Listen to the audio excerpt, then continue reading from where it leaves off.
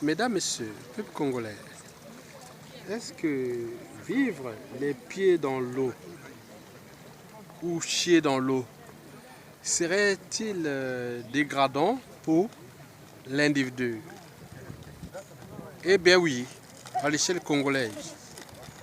Parce que depuis ces 50 dernières années, au Congo-Brazzaville, on a pu voir des injures ou des préjugés du type chie dans l'eau. Donc, majoritairement, des populations du Nord Congo. Cela touche une partie du bassin du Congo à l'échelle congolaise des Brazzaville. Donc, les régions de la Kivette, de la Songa et de la Likola. Mesdames, Messieurs, oui, mais bien sûr que ceux qui ont épi cette économie du déclassement naturel sont majoritairement du sud du Congo. Et c'est ça le problème. Nous avons envoyé des individus se former à l'échelle d'abord nationale, puis extérieure. Mais pourquoi ne sont-ils pas en capacité de comprendre les enjeux de l'eau et des problématiques de la vie humaine? Parce que sans l'eau, il n'y a pas de vie. Sans l'eau, il n'y a pas de plantes ni de nature. L'eau, c'est la vie des humains, des végétaux et aussi de la nature. Mais pourquoi nous ne sommes pas en capacité cognitive de repenser tous ces équilibres hydriques qui touchent l'eau? Je peux vous dire que les guerres de demain seront en partie liées ou correspondantes à la problématique de l'eau. Mais pourquoi les Congolais continuent-ils à s'insulter, à se préjuger sur les problématiques de l'eau? Chier dans l'eau, comme si vivre ou chier dans l'eau serait dégradant. Mais bien sûr que beaucoup de ces insultes, ceux qui insultent ces individus, majoritairement du Sud-Congo, viennent en Occident, ils vivent ici en Occident. Donc ils sont dans leur appartement, dans les cités, dans les beaux cadres, ou dans les pavillons autres. Mais quand ils vont aux toilettes, bien sûr qu'ils chient et tirent l'eau, et c'est l'eau. Et voilà. Mais pourquoi ne vont-ils pas chier dans la nature, en sortant de son pavillon ou de son appartement, pour aller chier dans la nature? Bien sûr qu'ici, il y a la loi. Donc on ne va pas faire pipi, caca, ailleurs, par-ci, par-là. Donc la problématique est reposée. Mesdames, Messieurs, peuple congolais, vous savez que cette problématique de chier dans l'eau, qui a été instrumentalisée, qui est d'ailleurs en cours et encore n'a jamais été repensée, tant au niveau des scientifiques, ni géographes ou idéologues et tout ce qui touche l'économie, le marché, à l'échelle du Congo-Brazzaville, rien que dalle. Mais là, je ne sais pas si cette problématique touche aussi la République démocratique du Congo, les Gabon, l'Angola, la Guinée équatoriale, le Cameroun, la Centrafrique, le Tchad, l'Ouganda, le Rwanda, le Burundi et autres. Alors qu'on se demande pourquoi qui a lancé cette idée que chier dans l'eau serait dégradant ou vivre dans l'eau serait dégradant. Alors que l'eau, c'est la vie. L'eau, c'est l'économie. L'eau, c'est les technologies. L'eau, c'est point, point, point. Alors, pourquoi ces Congolais et plus d'éduquer, oui, éduquer, entre guillemets, je dirais ces Congolais lettrés qui ont appris à lire et écrire et compter et réfléchir et penser, ne sont pas en capacité de repenser que l'eau, c'est la vie. L'eau, c'est l'enjeu. C'est des enjeux qui ont toujours existé depuis la nuit des temps et qui sont d'ailleurs d'actualité et de demain. Pourquoi nous sommes en train de s'insulter chier dans l'eau, comme si chier dans l'eau serait dégradant pour l'individu ou pour l'humanité? Mais qui avait lancé cette idée-là? Mais pourquoi cette idée n'a pas été déjouée ou même traitée de manière juridique pour dire que l'eau c'est la vie. Celui qui insulte, comme le racisme, il y a des lois sur le racisme, l'homophobie. Je ne suis pas homosexuel, je suis 100% et 150% hétéro. Et la xénophobie et tout ce que nous connaissons de toutes les formes d'injustice, même verbale ou sociétale. Mais pourquoi nous ne sommes pas en capacité de repenser ça à notre échelle? Bien sûr qu'une tête bien faite vaut plus qu'une tête bien pleine. L'avait dit déjà Montaigne au XVIe siècle. Il ne suffit pas d'avoir des bagages intellectuels, civils ou militaires, mais il faut savoir où les déposer. D'abord en termes des libertés fondamentales, mais aussi en termes du but de la condition humaine, l'accès à l'eau potable, à l'énergie, à l'éducation, au cadre de vie. Oui, le cadre de vie, oui, il est là, repensez. Imagine que je serais là, sur le Djoué, pas loin de Brazzaville, et qu'on aurait cet écosystème où les gens viendraient se promener en bateau et les bars, restaurants, l'économie, les services et autres. Mais pourquoi nous ne sommes pas capables de repenser ça? D'où l'enjeu de la réflexion. Mesdames, Messieurs, je vous informe que 2/3 du territoire, des espaces et milieux terrestres sont hydriques, contre 1/3 du territoire qui est désertique. Mais les gens, les animaux et tout le monde cherchent là où il y a toujours de l'eau. Mais pourquoi nous, à l'échelle congolaise, on a détruit l'enjeu même de notre existence? Parce que celui qui conteste l'eau, conteste son existence, sa vie. Oui, c'est ça l'enjeu qu'il faut repenser. Mais quelle intelligence nous avons au Congo depuis ces 50 dernières années? Le Nord chie dans l'eau, vit dans la forêt. Comme ils vivent dans l'eau et de la forêt, la jungle serait susceptible d'être sauvage, rester au stade du paléolithique et autres. Non, c'est pas possible. Il faut tout justement repenser les mentalités, les habitudes, les comportements de ces êtres restés à un certain stade. Bien sûr qu'à l'échelle congolaise, on ne va pas aller au-delà, mais il faut dire que le Congo-Brazzaville, c'est un monde un peu spécifique, même du bassin du Congo, parce que la situation du bassin du Congo est récurrente. On répète les mêmes horreurs, les mêmes crises, les mêmes idées décivilisationnelles, déshumanisantes. Donc il y a un problème. Et si moi, par exemple, on peut dire, ouais, est-ce que, par exemple, au Congo-Brazzaville, on peut mettre un processus, dire non, par exemple, ce que la Chine a fait avec le Royaume-Uni il y a des années, en léguant Hong Kong à l'Angleterre. Et voilà, donc si par exemple les bassins du Congo, à l'échelle de Mosaka et de tout ça, on peut léguer ça, parce qu'aux Pays-Bas, par exemple, de gérer ça. Mais je suis sûr et certain qu'ils soient du Congo, du nord, du sud et de l'est, ils viendront là. Parce que les technologies de cet espace, qu'on parle de Mosaka, c'est pour tout esprit qui connaît ces enjeux des situations nouvelles, au niveau écologique, au niveau des écosystèmes. Il dit non, mais ça va, ceux qui arrivent à Mosaka, c'est dit, mais mon Dieu, même Mosaka, Liranga et autres, mais c'est des enjeux de demain.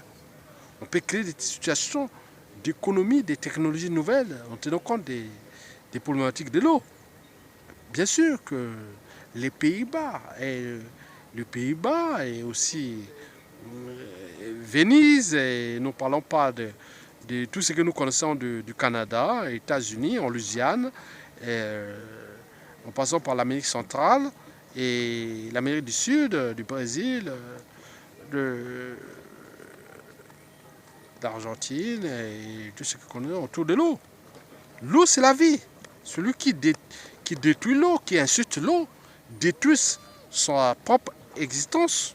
Mais pourquoi c'est récurrent au Congo? Qui sont ces gens qui instrumentalisent l'idée même que vivre dans l'eau, les pieds dans l'eau, serait dégradant? Mais attends, mais ils vont même plus loin, même dans la forêt. La jungle, c'est dégradant. Nous avons un bassin qui s'appelle le bassin du Congo, le deuxième poumon d'oxygène de la planète. Mais à notre échelle, on nous assure que c'est des sauvages, des barbares, des êtres. Hein? Bon, comme si ceux qui vivent au Brésil, en Guyane, au Suriname, au Venezuela, au Bolivie, en Colombie, en Argentine du Nord, au Pérou, à la limite avec la frontière avec l'Amazonie, même le Chili, et seraient des sauvages. Mais nous, au Congo, c'est ça. Je vous dis ça en ce moment. Si vous vivez dans la zone équatoriale du Congo, vous êtes considérés comme des sauvages. Nous ne parlons pas de l'Asie du Sud-Est.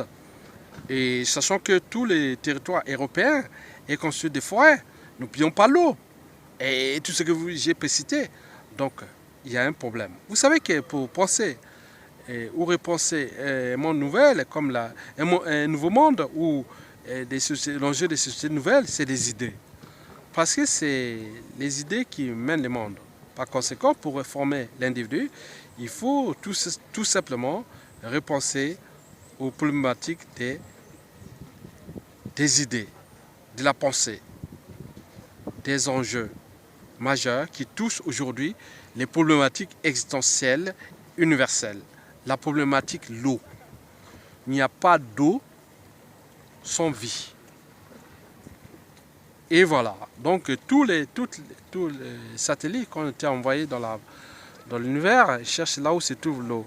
Mais nous sommes au Congo en train d'essuyer l'eau. Donc celui qui déteste, qui chie dans l'eau, comment peut-il devenir ministre ou acteur politique alors qu'il déteste l'eau? Mais attendez, il y a un problème dans cet écosystème. Donc l'enjeu de penser ça, d'où l'enjeu de demain peut-être de légiférer et de mettre des peines de prison par rapport à ceux qui profanent ces genres d'insultes et autres, parce que c'est des gens qui se rendent compte les problématiques même existentielles, universelles, à cette échelle du bassin du Congo, si je parle du Congo-Brazzaville. Ah ben oui, Congolais, vivre les pieds dans l'eau serait-il dégradant?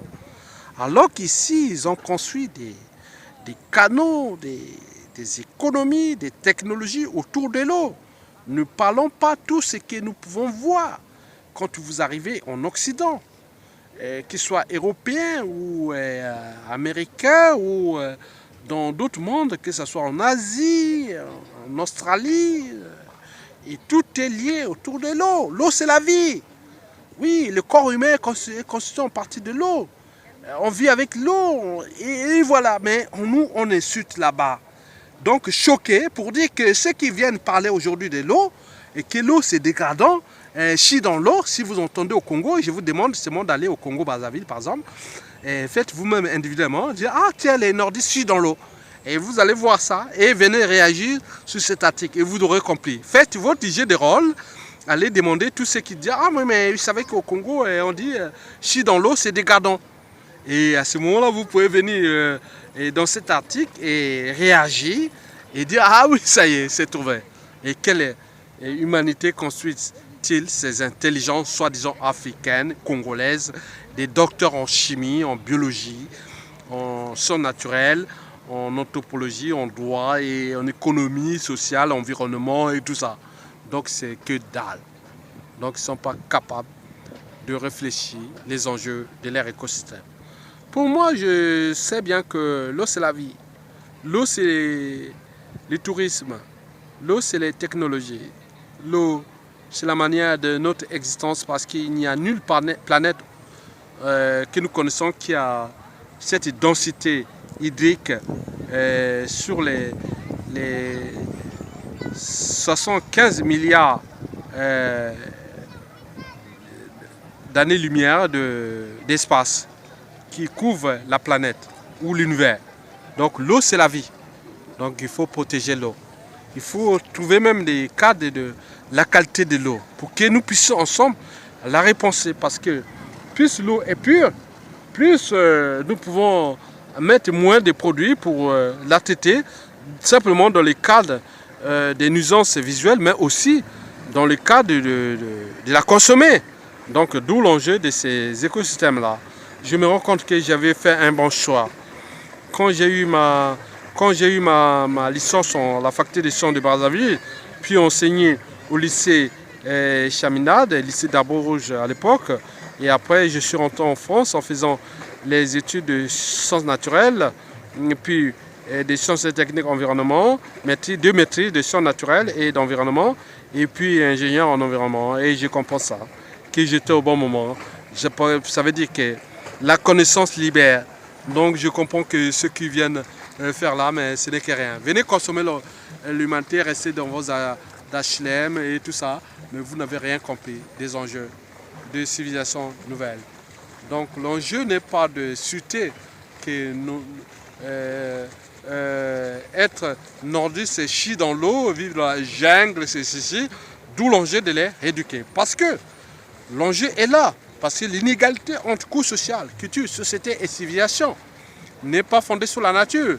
Elle réside dans l'éducation ou les formations qu'on donne à l'individu. Donc nous devons repenser ces équilibres. Comment repenser l'enjeu de la protection de l'eau qui nous touche, parce qu'on va boire, on va la consommer.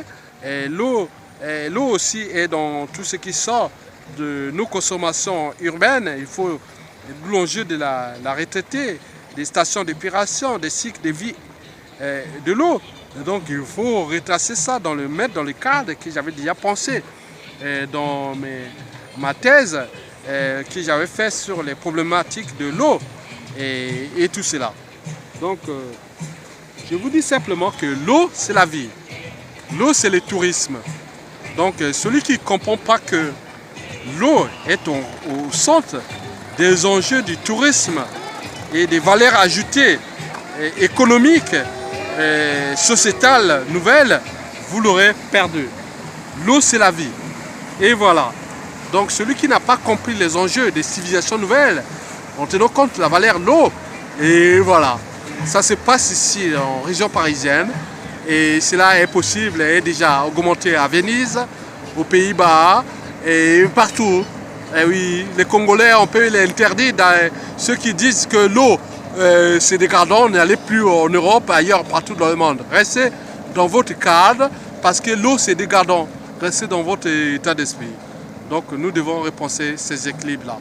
Mesdames, Messieurs, peuple congolais, donc ce ne fut qu'un état d'esprit pour montrer que l'avenir de notre survie à l'échelle congolaise ne dépend pas de ces individus hyper diplômés à tête bien pleine, mais il faut trouver le cadre de repenser des projets communs en fixant des schémas directeurs, un cadre de vie et autres. Moi, je ne veux pas vous dire tout en détail, vous livrer sur un plateau d'argent, parce que être président, ministre, autre, ce n'est pas un métier. Bon, c'est une fonction. On parle d'arbitrage, de positionnement, de synergie, de dialogue et autres. Donc demain, s'il s'agit d'entrer dans des officines pour penser les enjeux de notre existence universelle, oui, je serai là. Oui, pour repenser le monde d'aujourd'hui et de demain et laisser aux générations actuelles et futures un cadre de vie qui correspond d'abord aux problématiques des libertés fondamentales, mais aussi au but de la condition humaine, c'est-à-dire l'accès à l'eau potable, au cadre de vie, à l'éducation, à la nourriture, oui, aux soins, à la mobilité, au tourisme, au plaisir et autres. Nous avons les capacités mentales et sociétales de repenser cela. Mais avec quel individu?